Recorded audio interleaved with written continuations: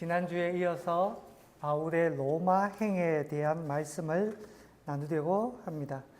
바울이 탐배는 유다굴로라는 광풍을 만나 파선하게 됩니다. 원하는 목적지까지 가지 못하고 중간에 좌초되었다라는 뜻입니다.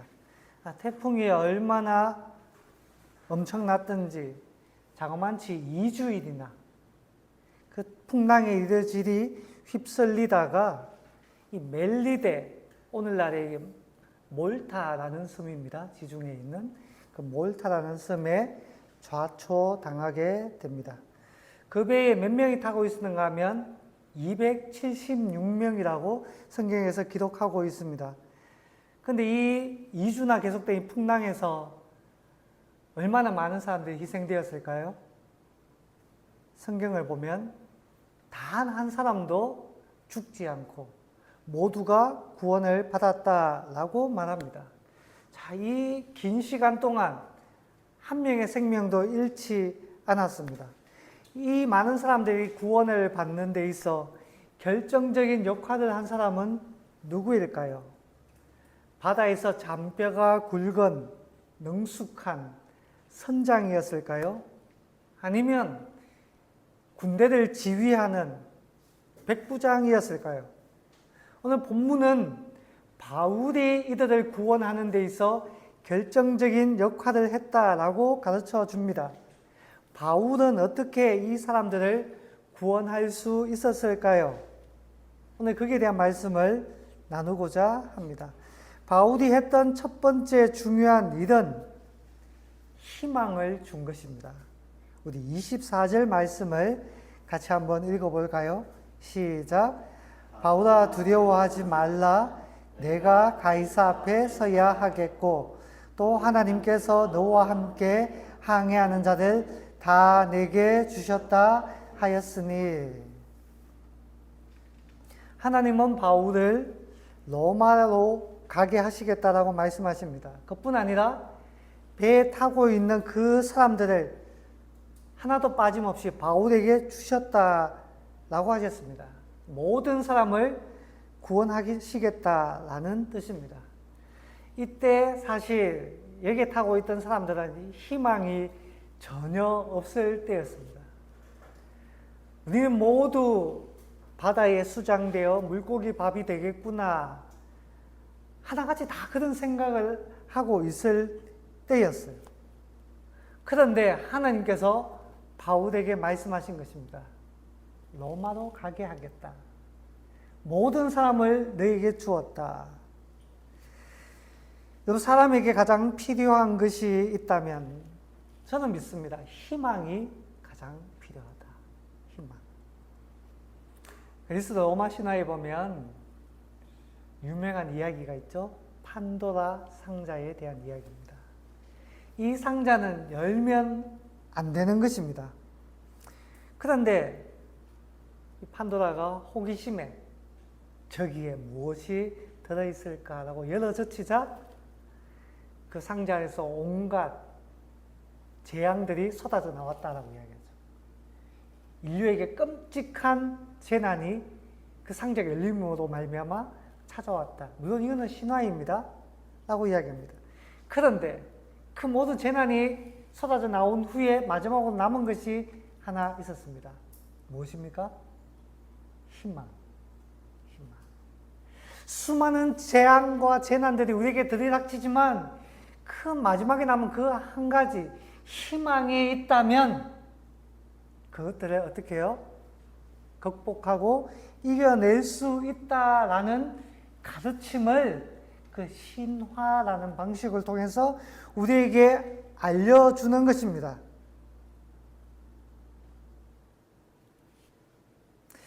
하나님은 우리에게 희망을 주십니다. 살 소망이 없다고 모두가 포기해버린 상황에서 하나님은 바울에게 희망을 주셨고 바울을 통해 그 희망을 전하게 하셨습니다. 그 희망이 사람들을 다시금 일어서게 만드는 능력이 되었습니다. 여러분, 희망이 있으면 사람은 어떤 절망과 고난에서도 이겨내는 법입니다. 그런데 희망이 없으면 안 돼요. 무너져 내립니다. 안타까운 것은 대한민국은 자살공화국이라고 불리울 정도로 많은 사람들이 스스로 목숨을 끊습니다. 세대별로 사망률을 보니까 너무나 안타까워요. 제 기억으로는 10대부터 20대, 30대, 40대까지 사망률 1위가 자살입니다. 50대 넘어서니까 암이 제일 큰 사망 원인이더라고요. 40대까지 자살. OECD 국가 중 자살률 1위라고 불리울 정도로 많은 사람들이 스스로 생명을 끊습니다. 왜 그럴까요? 가장이 온 가족을 바다에 빠뜨리고 희망이 없다라고 여기기 때문입니다. 희망이 없다. 더 이상 희망이 없다. 너무나 슬픈 일입니다. 사랑하는 여러분, 저와 여러분에게는 희망이 있습니까? 혹시 없다고 여기는 분이 계십니까? 여러분, 우리 자신을 보면 희망이 보이지 않을 수 있어요. 우리 자신을 보면. 우리 환경만 보면 희망이 없어 보일 수도 있습니다. 바울과 배에 탄 사람들도 그랬습니다. 풍랑은 여전하고 배는 부서져 나가고 광풍은 불어오고 그때 하나님을 바라보십시오. 하나님은 살아계셔서 우리를 지켜주시는 줄 믿습니다. 우리를 인도해 주시는 줄 믿습니다. 오늘 본문의 말씀처럼요. 두 번째, 바울은 살 수 있는 방법을 가르쳐 줍니다. 물론 바울이 능숙한 뱃사공은 아니기 때문에 풍랑을 이렇게 저렇게 배를 이렇게 돌리고 저렇게 돌려야 한다라고 구체적인 항해수를 가르쳐 준 것은 아닙니다. 그러나 바울의 말 한마디 한마디가 결정적인 역할을 합니다. 자, 희망이 마음에 대한 것이라면 방법은 실제적인 것인데 배가 육지에 점점 가까워지자 이 배를 운행하는 선원들이 있지 않습니까? 이 선원들이 자기가 살기에 급급해서 구명정을 띄어 도망치려고 합니다. 육지에 가까워지자. 그때 바울이 결정적으로 막습니다. 저들이 없으면 남은 사람들은 바다에 대해서 잘 모르는 사람들만 남기 때문에 살아날 수가 없다라는 거예요. 그 말을 들은 백부장이 군인들을 시켜 선원들을 막아냅니다. 바울이 아니었으면 남은 사람들은 어쩌면 생명을 부지하기 어려웠을지도 모르겠습니다. 그리고 바울은 굶주린 사람들에게 먹기를 권합니다. 여기 희망이 없으면 사람들은 먹지를 못해요. 그런데 바울이 그들을 먹여 기운을 차리게 합니다. 이 일을 지휘한 사람이 다른 사람도 아닌 바울입니다. 여러분, 지금 바울은 내 신분은 무엇입니까? 지금 바울의 신분 죄수입니다. 죄수. 로마에 가서 황제 앞에서 재판을 받기 위해 죄수로서 이 배에 탔고 죄수로서 끌려가는 묶인 몸입니다. 처음에 배가 출항할 때 바울은 지금 계절을 보니까 배를 출항하는 것이 위험합니다. 봄까지 기다리는 것이 좋지 않겠습니까? 라고 말했지만 죄수의 말이라고 해서 다 무시했어요. 아무도 듣지 않았습니다. 선주와 선장의 말만 들었습니다. 그런데 지금 인생의 위기를 만나자 누구의 말을 듣습니까? 죄수인 바울의 말을 듣습니다. 바울은 가장 큰 위기에서 가장 신뢰할 만한 인물이 되었고 앞장서서 모든 일들을 주도하며 사람들을 구해냅니다. 제가 이런 것을 볼 때 우리의 신분, 우리의 지위, 우리가 가진 재산 이런 것들은 사실은 크게 중요하지 않은 것일지도 모르겠습니다. 죄수이지만 모두를 구해냈기 때문입니다. 제가 이 말씀을 준비하면서 영화 한 편이 떠올랐어요. 핵소고지라는 영화입니다.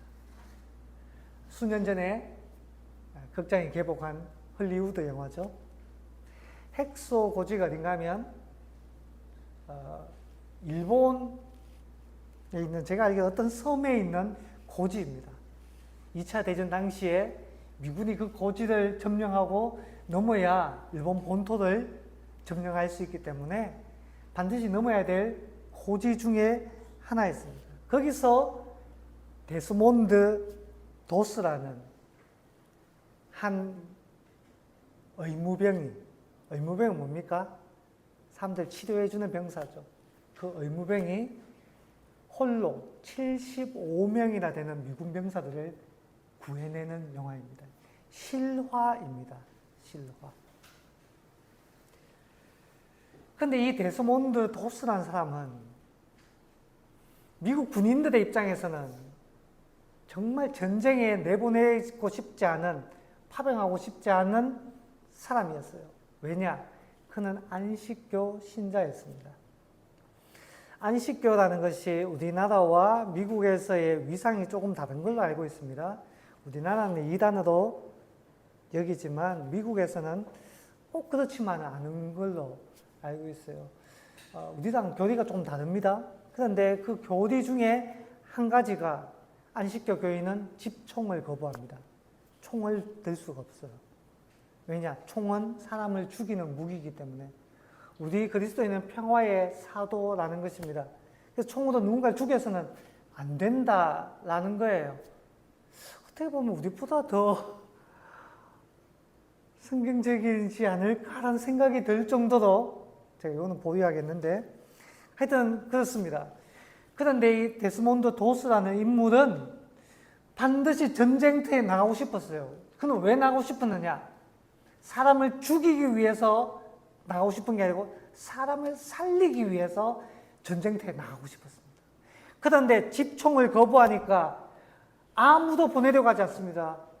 당신은 훌륭한 사람이네. 근데 총 드는 것을 거부해? 안 돼요.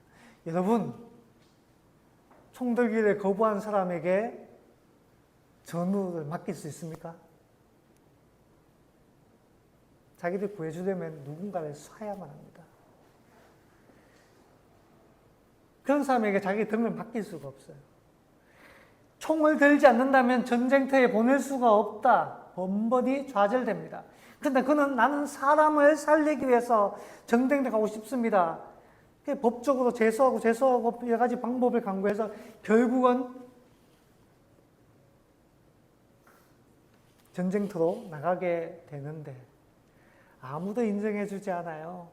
누가 인정해줍니까?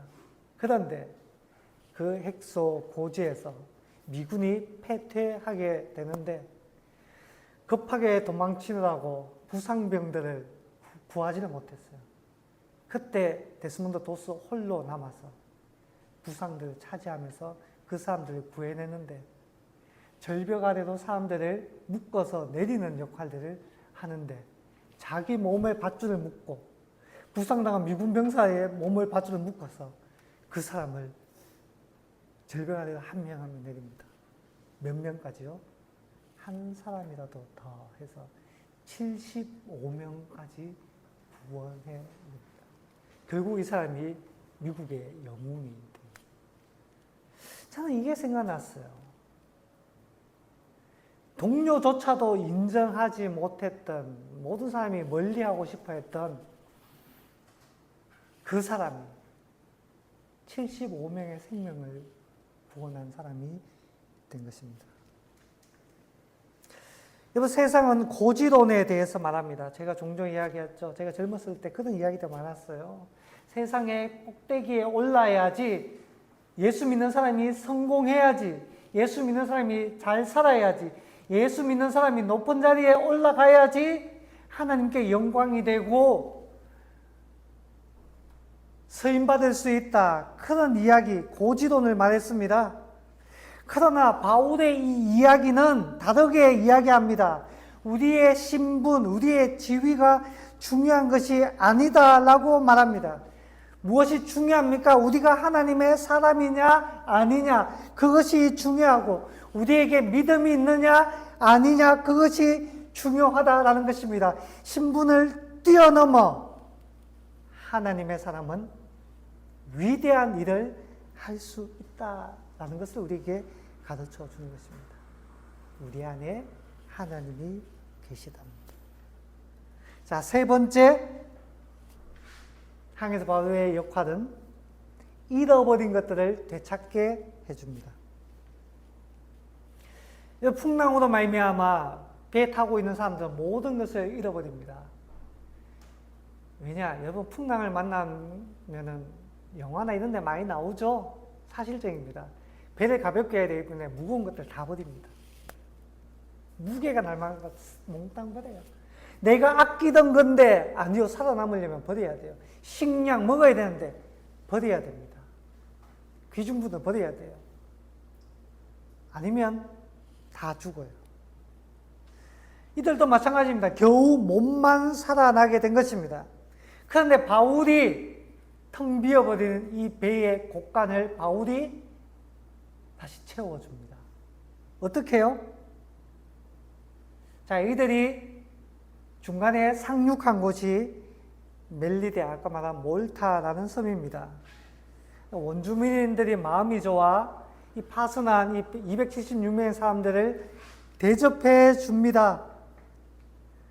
그리고 그들로부터 다시 항해할 수 있는 물자를 공급받게 돼요. 여러분, 아무리 마음이 좋아도 276명이 항해할 수 있는 물자라면 그 물자가 적지 않을 거예요. 아무리 마음이 좋아도 그렇지, 어떻게 그런 물자를 제공할 수 있었을까요? 여기서 바울이 중요한 역할을 합니다. 자, 어떤 일일까요? 바울이 나무를 부를 때니까 나무를 옮기다가 거기에 숨어있는 독사를 발견하지 못했어요. 그래서 그 독사가 튀어나와 바울을 물게 됩니다. 섬 주민들은 알죠? 그 뱀이 독사라는 것을. 수많은 섬 주민들의 목숨을 앗아간 독사라는 것을. 그래서 원주민들이 바울이 묶여 있다는 것을 알고는, 아이고, 저 죄수는 풍랑은 피했지만 독사는 못 피했네. 공의는 피하지 못했네. 정의는 피하지 못했다는 겁니다. 고사성어에 이런 말이 있습니다. 천망회회 소이불실. 무슨 뜻이죠? 천망회회 소이불실. 하늘의 거물망은 넓고 성글지만 아무것도 빠뜨리지 않는다라는 뜻입니다. 인과 응보의 섭리를 상징하는 고사성어입니다.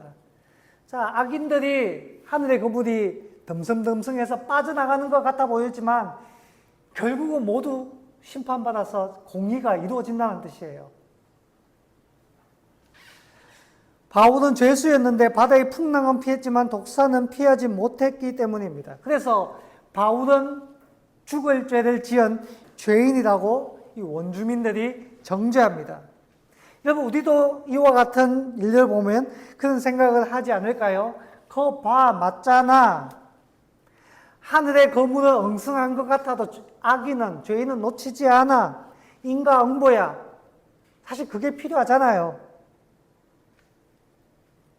바울의 입장에서도 억울할 수 있을 것 같아요. 하나님, 왜 내게 또 이런 일들이, 겨우 풍랑에서 벗어나게 되었고 하나님께서 주신 사람들, 하나님 말씀으로 말미암아 살아나게 되었는데 이렇게 독사에 물리다니요.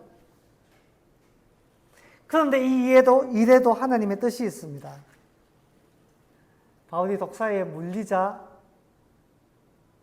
독이 퍼졌나요? 아니요. 바울이 독사를 털어내 불에 던져버립니다. 아무렇지도 않아요. 마가복음 16장에 유명한 구절이 있습니다. 또 믿는 자에게는 이런 표적이 따르리니 곧 그들이 내 이름으로 귀신을 쫓아내며 새 방언을 말하며 뱀을 집어 올리며 무슨 독을 마실지라도 해를 받지 아니하고 병든 사람에게 손을 얹은 적 나으리라. 물론 이것은 수학 공식처럼 반드시 일어나는 일들은 아닙니다. 그러나 하나님의 뜻이 있다면 이런 일들도 얼마든지 일어날 수 있다는 것을 가르쳐 줍니다. 바울은 독사에 물렸는데도 아무런 일도 일어나지 않아요. 하나님은 이 사건을 통해 무엇을 말씀하고 싶은 것일까요? 두 가지가 있습니다. 첫 번째, 원주민의 말과는 다르게 바울은 죄인이 아니다라는 것입니다. 독사에 물리고 그래서 말미암아 독이 퍼져 죽는다는 것은 하늘의 공의가 실현되었다라는 의미에서 죄인이라는 뜻인데 바울은 그 독을 이겨냈거든요. 다시 말해 바울은 죄인이 아니라 무죄라는 것을 우리에게 가르쳐 줍니다. 예수님도 그렇죠. 십자가에 달려 돌아가실 때만 해도 유대인들과 그곳에 모인 사람들은 예수님을 정죄했을 거예요. 자, 나무에 달려 죽은 저 예수를 보아라. 그는 하나님으로부터 버림받은 죄인이야 라고 사람들이 주장했겠지만 예수님은 3일 만에 부활하셨습니다. 그 말은 무엇입니까? 예수님은 죄가 없다라는 것입니다. 하나님의 자녀라는 말이에요.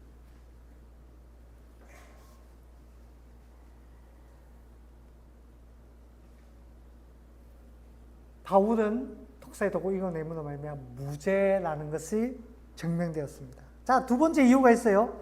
바울이 독사를 이겨냈다는 것은 그에게 하나님의 특별한 뜻이 있다라는 것을 가르쳐 주는데 원주민들이 이 독을 이겨낸 바울을 보고는 바울의 신처럼 떠받듭니다. 지금까지 보지 못했던 일이잖아요. 그래서 바울이 나는 신은 아니고 아픈 사람 있습니까? 하나님의 능력으로 기도해 줄게요.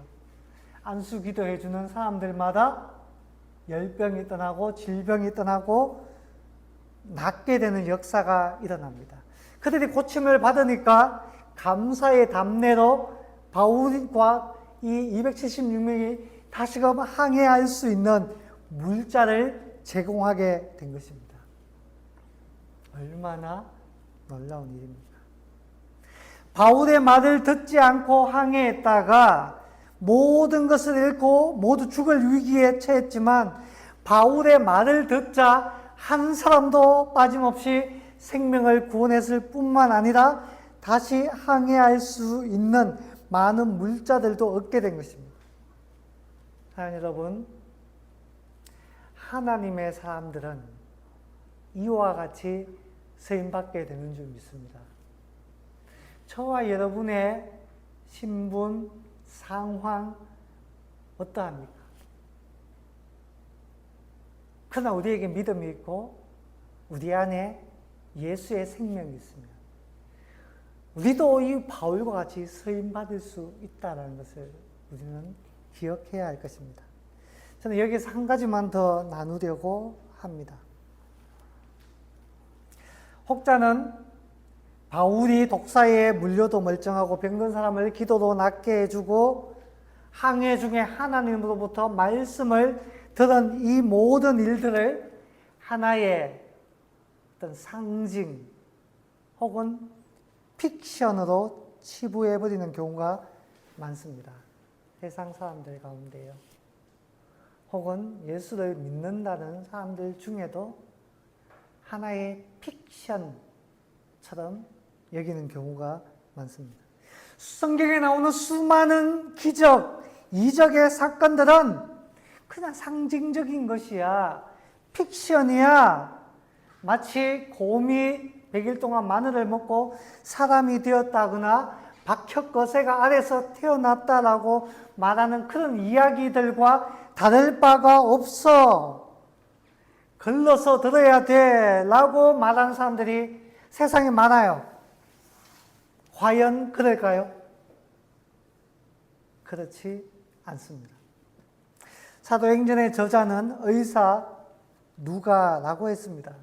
누가복음 사도행전의 저자죠. 여기서 성경 본문을 자세히 쭉 읽어 내려가 보시면 아시겠지만 이들이 항해에서 풍랑을 만나 겪고 있는 그런 사건들이 대단히 상세하게 기록되었습니다. 하나하나. 왜냐? 누가가 이 배에 타고 있었기 때문입니다. 27장 1절에 보면 첫 마디가 이겁니다. 우리가 라고 말합니다. 우리가. 우리라는 말은 뭡니까? 나를 포함한 단어가 우리잖아요. 너희가 하면 나를 뺀 거고요. 저자 누가가 이 배에 타고 있기 때문에 우리가 라고 이야기합니다. 28장 1절 멜리데 섬에서 이야기도 마찬가지입니다. 우리가 라고 말합니다. 여러분 누가가 바울의 선교사에게 항상 함께 있었던 것은 아니지만 지금 배를 타고 난파당하고 멜리데 섬에서 일어난 이 모든 일에는 누가가 처음부터 끝까지 함께 했다는 것을 뜻합니다. 그래서 풍랑을 만나 이루어진 그 모든 일들이 하나하나 너무너무 상세하고 구체적으로 기록되어 있어요. 디테일하다라는 것입니다. 무슨 말입니까? 그가 직접 보고 경험했던 것을 기록했기 때문입니다. 여러분 사람들은 하나님의 음성을 듣거나 하나님을 만나거나 이적이 일어나는 것에 대해 흔히 이렇게 치부해 보입니다. 흙것을 보았다. 지금 정신적으로 잠깐 창난을 일으켜서 그런 일들을 보았다. 조현병이기 때문에 환청을 듣고 조현병이기 때문에 환각을 본다 라고 치부하는 경우가 많습니다. 그렇지 않아요. 전에도 이야기했죠. 바울이 부활하신 주님을 만난 것은 밝은 대낮에 바울아 네가 미쳤도다 라고 말한 사람 앞에 아니요 저는 정신이 멀쩡합니다. 멀쩡한 맑은 정신에서 주님을 만났고 지금도 마찬가지입니다. 누가도 마찬가지입니다. 맑은 정신에서 정상적인 상황에서 이 모든 일을 경험했고 보았고 기록했습니다. 저와 여러분이 경험한 것들도 마찬가지죠. 마찬가지입니다. 우리가 보고 듣고 경험한 것 누군가가 폄하하지 못하도록 해야 됩니다. 왜냐하면 하나님은 지금도 살아계시고 우리를 통해 위대한 일을 이루어 가시기 때문입니다. 말씀을 정리합니다. 바울의 항해는 우리에게 많은 것을 가르쳐 줍니다. 하나님께서 택하신 백성은 어떤 위기도 극복할 수 있다는 것을 가르쳐 줍니다. 하나님의 사람은 다른 사람에게 희망을 주고 살기를 가르쳐 주고 회복시킬 수 있다는 것을 가르쳐 줍니다. 그리고 이 모든 것은 분명한 논픽션이며 역사며 진리임을 가르쳐 줍니다. 저와 여러분은 항해자들입니다. 지난주에 이야기했죠? 항해자가 우리 인생을 가장 닮았다고. 지금 어디에 있습니까? 지금 어떤 상황에 처했습니까? 하나님을 믿고 신뢰하십시오. 그리고 우리가 할 수 있는 일들을 해나갑시다. 하나님은 우리 곁에서 우리를 지키시고 돌보시고 계시는 줄 믿습니다. 그렇게 승리하는 저와 여러분 될 수 있기를 주님의 이름으로 축원합니다.